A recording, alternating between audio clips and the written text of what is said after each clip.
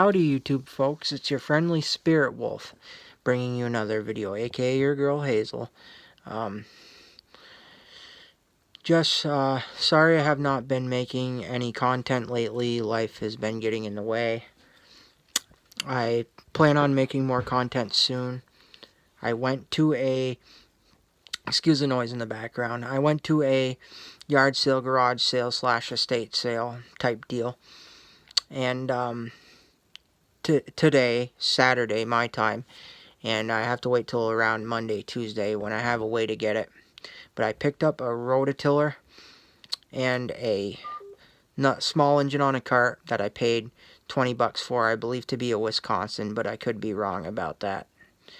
And now that I think further, because I didn't really look at it closely, I was just buying it in the heat of the moment, but we'll find out together.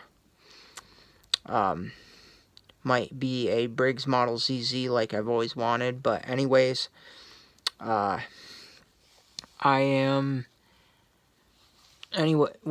got those, so I am planning on making video on those. But I got another rototiller that I've ordered parts for. Hopefully the whole ordeal with that straightened out. I won't get into detail with that. Let's put it this way, he did not get the right information from me apparently, so I had to straighten that out. But lesson learned there. I may never buy parts from him again, but that's a whole new deal. Anyway, so that will be probably, if not first, at least second in the video run if I get a chance to do videos for all three of those things. And that small engine's probably going to be last, because I really want to see if I can get that rototiller freed up and running.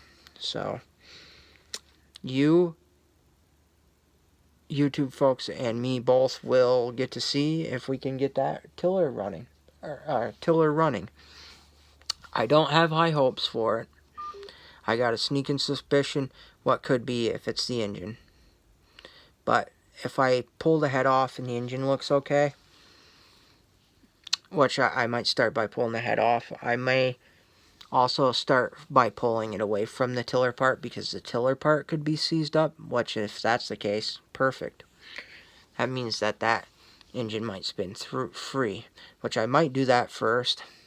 But I've debated whether I want to pull the head off first. But if it's what I'm thinking it is, there's going to be quite a bit of corrosion in the cylinder, and it's going to be pretty rusted up beyond repair.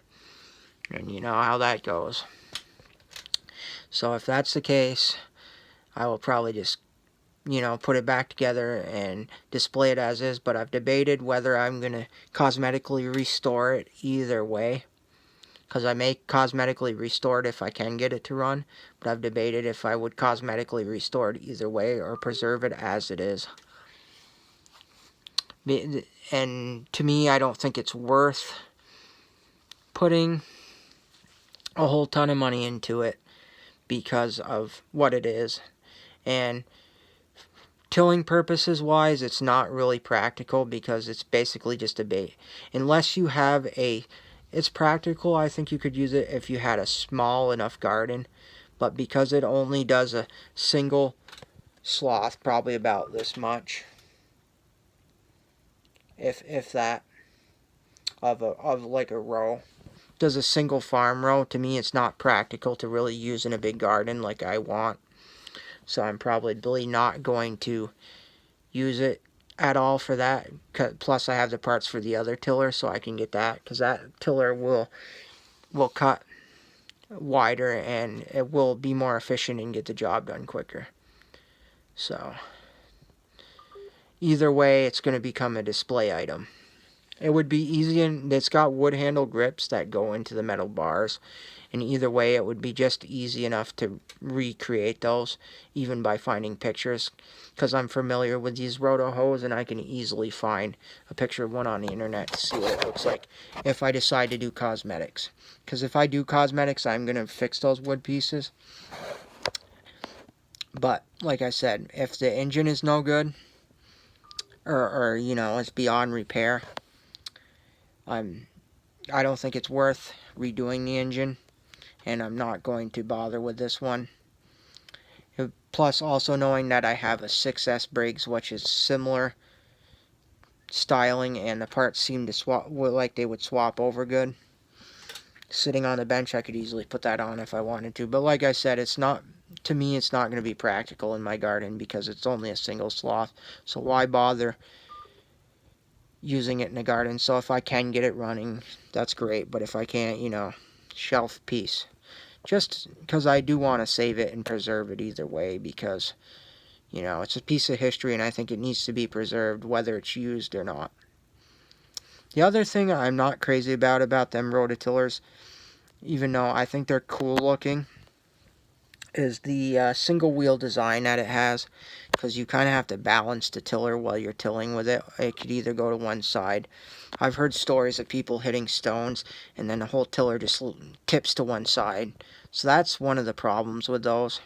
That it was kind of a poor design on the makers, but I get what they were trying to do. They were trying to make a lightweight single wheel tiller that was easy to lug around anywhere. But the problem they lacked is that the tiller still is quite heavy in itself no matter what, because of the weight of the rim and the weight of the materials. Which is a good thing because it's quality built, but also a bad thing when it comes to your back or lifting. So, but being a single wheel, it's easier to store away too, because it can just store in a corner easy. So that's another plus. But I got plans because I've been working on the rafters in the shop, so I'll do a video on that as well. And that's probably where that thing will end up. Also, we'll do more updates on the Ford and other stuff. There's the Sentry push mower. I don't know if I did a video on. I will. That I started restoring and haven't finished. Because I misplaced the blade adapter, and the blade is going to go up in there and in that display hub. The only push mower that I have that probably won't go up there is the Moto mower, because I plan on restoring that to use it. So I'm hoping I'm able to get it to work to where I can use it after it's fully restored. That's the only one that's not going to be up in the display area, or display hub as I call it. So there will be updates on that as well. That Moto mower and that display hub. And like I said, once I get it all done, I'll do a video. And possibly once I get the stairs, I can walk up and do a tour of how I built it once I get everything where I want it and organized for the most part. And then do an update on the shop, another shop chronicles on the shop as it's more organized. So you will see more of that stuff too as well. So anyways, YouTube folks, I think that pretty much covers it. Oh, before I do go, there will be more electronic repair as well. And probably some video footage of me in my garden next spring if I get to it. So hang in there and please stay tuned. I hope to have more videos for you soon, and I hope to someday have videos of better quality. I know my videos are not of the best quality. So anyways, as always, keep your heads up, stay strong, all that kind of jazz. Don't forget to like, comment, and subscribe if you wouldn't mind, please, as always, and hit that notification bell. You know the drill. If you dislike my videos, please, if you wouldn't mind commenting down below so I know what to do to make them better. The same old stuff, and as always, sunshine, unicorns, and rainbows.